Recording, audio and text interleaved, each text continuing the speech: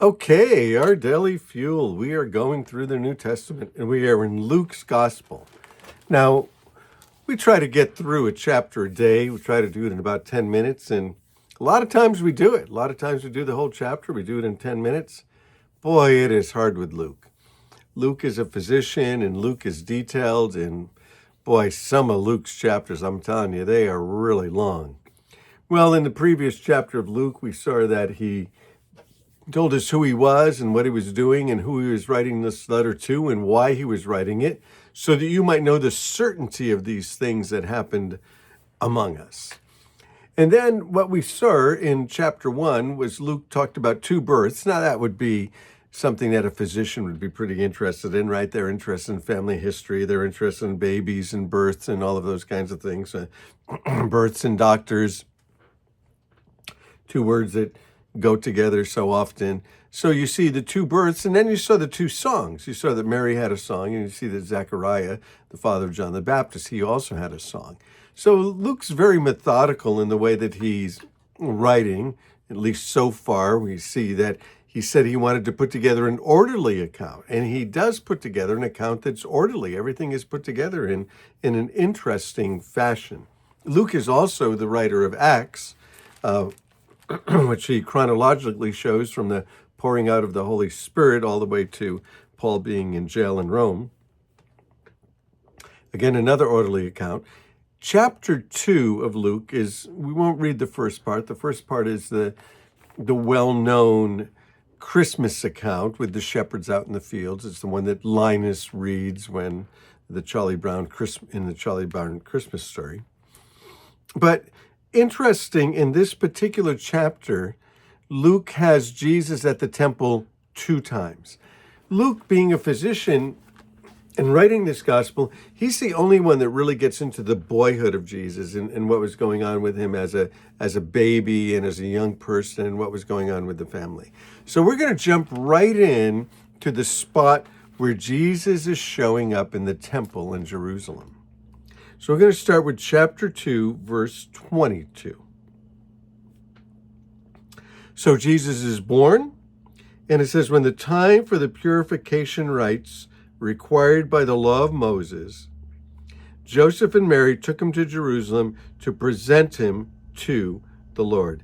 As it is written in the law of the Lord, every firstborn male is to be consecrated to the Lord. Now, this is fascinating because in Malachi, it says that in the temple, suddenly the Lord will appear. And this is the fulfillment of that. After all of these years of no Messiah, Passover after Passover, sacrificing all the lambs, and 265,000 is what they say would be sacrificed at Passover. After all of these Passovers, all of these years, waiting for the Messiah, now here he is, suddenly shows up in the temple. Verse 24, and that's exactly what it says in Malachi 3:1. Suddenly he will appear in the temple. And we'll see how sudden it is in a moment here. 24, and to offer a sacrifice in keeping what is said in the law of the Lord, a pair of doves or 2 young pigeons. Now, this is interesting because what it really says in Leviticus 12:18, well, it does say a pair of doves. But what it says is you're supposed to bring an animal. You're supposed to bring a lamb. But if you don't have enough money, you can bring a pair of doves.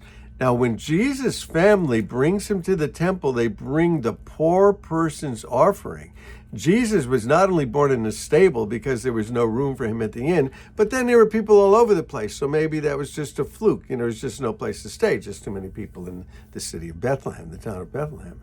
But we find out here that his family offers the poor family's offering. He was born into a poor family. It's amazing to think about, right? The Son of God, come to earth. Who's he going to be born to? Poor parents. Or he's going to be born on the other side of the tracks and brought up on the other side of the tracks. Verse 25, now there was a man in Jerusalem called Simeon, who was righteous and devout. Must have been if the Holy Spirit calls him righteous and devout. He was waiting the consolation of Israel, and the Holy Spirit was on him. So he was one who was waiting for the Messiah, waiting for him to come. It had been revealed to him by the Holy Spirit that he would not die until he had seen the Lord's Messiah. So the Holy Spirit speaking to him in the Old Testament times, right, telling him that he's not going to die until he sees the Messiah. So this guy is living in this constant anticipation.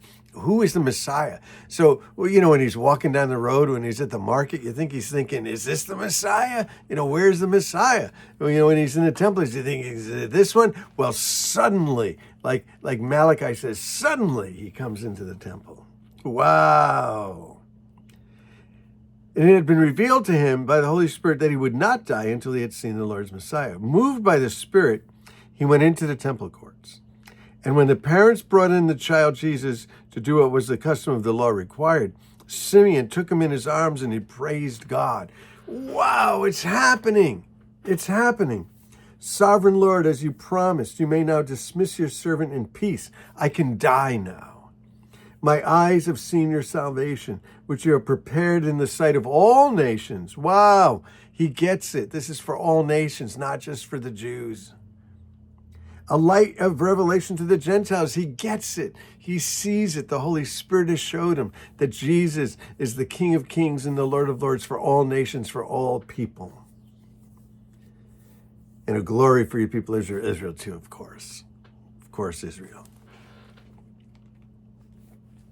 The child's mother and father marveled about this when it was said about him. They were like, wow. Then Simeon blessed them and said to Mary, his mother, this child is destined to cause the fall and the rising of many in Israel. He'll be a sign that will be spoken against, so that the thoughts of many hearts will be revealed, and a sword will pierce your own soul. And it will. She's going to watch him die on the cross. She's going to watch him be rejected by his own brothers and by his own people. There was also a prophet in the temple, Anna, woman prophet. Love it. The daughter of Peniel, the tribe of Asher. She was very old. I wonder how old she was, very old. And she had lived with her husband 7 years after her marriage, and then was a widow until she was 84. She never left the temple, but worshiped day and night, fasting and praying. Coming up to them at that very moment, she gave thanks to God and spoke about the child to all who were looking forward to the redemption of Israel.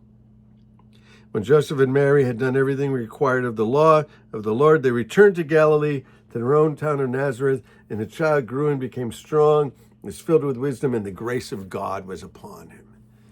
There it is. Suddenly he comes into the temple, and there's these two people waiting for him, waiting to see him come in. Simeon, he knew he wouldn't die until he saw the Messiah. So then in verse 41, every year Jesus' parents went to Jerusalem for the festival of the Passover, even though they're poor people. And isn't it interesting that Joseph is considered his parent, although he's his adopted father? And so adoption is just as much parent as anything else, and the Bible sees it that way. Jesus was adopted. When Jesus was 12, he went up to the festival according to the custom. And after the festival was over, while his parents were returning home, the boy stayed behind. And so they would go, in groups, and turns out Jesus stays in Jerusalem and they go back. And so thinking that he was in their company, they traveled on for a day. They began looking for him among the relatives and friends. And when they didn't find him, they went back to Jerusalem to look for him. After 3 days, they found him in the temple courts, sitting among the teachers, listening to them and asking questions.